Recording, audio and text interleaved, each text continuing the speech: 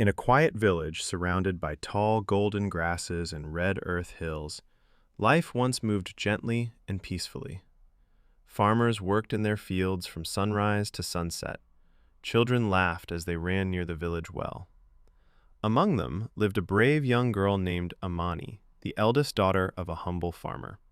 She was known for her calm spirit, her kindness, and the quiet strength she carried within her heart. But one year, the rains did not come. The sun burned hotter than ever before. Day after day, the earth cracked beneath the heat. The crops shriveled and turned to dust. The once full well slowly dried until not a single drop remained. The laughter of children faded into silence. Worried and desperate, the elders gathered beneath the great ancient tree at the center of the village. Their voices were heavy with fear. Without water, the people would not survive much longer. There was only one place left that might still hold water, a distant river hidden deep within the forest. Worried and desperate, the elders gathered beneath the great ancient tree at the center of the village. Their voices were heavy with fear. Without water, the people would not survive much longer. There was only one place left that might still hold water, a distant river hidden deep within the forest. Then, from the silent crowd, Amani stepped forward. Her voice was soft but steady. "I will go," she said.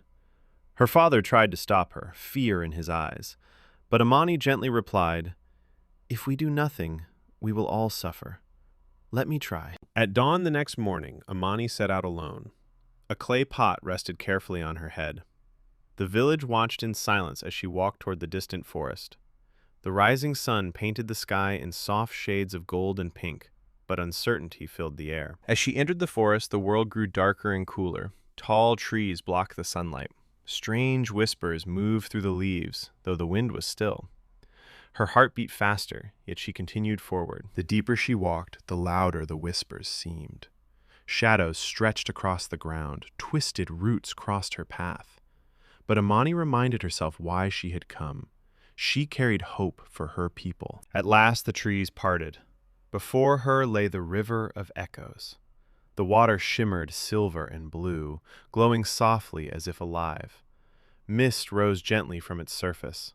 The forest fell completely silent. As Amani knelt by the riverbank, a voice rose from the water. "Why have you come?" it asked. The voice was calm, yet powerful. Her hands trembled, but she did not run. "My village is thirsty," she said. "Our children are weak. Our crops are dying. We need help." The river rippled slowly. "What do you carry in your heart?"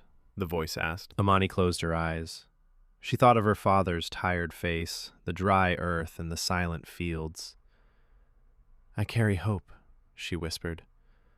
"Not for myself, but for my people." For a long moment, nothing moved. Then the river began to glow brighter. Tiny sparks of light danced across its surface. "Your heart is true," the voice said gently. "Take what you need." Carefully, Amani lowered her clay pot into the shimmering water. The moment it touched the surface, the river sparkled like stars.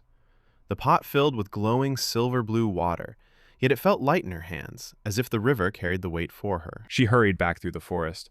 The whispers no longer sounded frightening. They felt warm and welcoming. The trees seemed less dark, and the path clearer. When Amani returned to the village, the people gathered around her. She walked to the dry well and slowly poured the glowing water into the stones. For a moment, nothing happened.